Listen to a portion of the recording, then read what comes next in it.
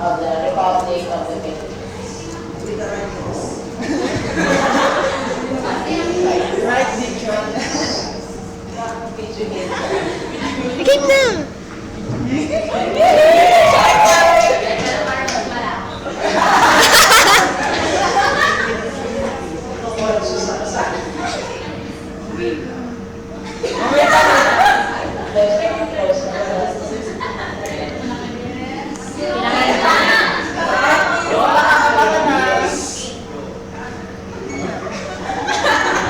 Okay, we, the sovereign Filipino people, imploring the aid of Almighty God in order to build a just and humane society and establish a government that shall embody our ideals and aspirations, promote the common good, preserve and develop our patrimony, and secure to ourselves and our posterity the blessings of independence and democracy under the rule of law and the regime of truth, justice, freedom, love, equality, and peace, do ordain and promulgate this Constitution.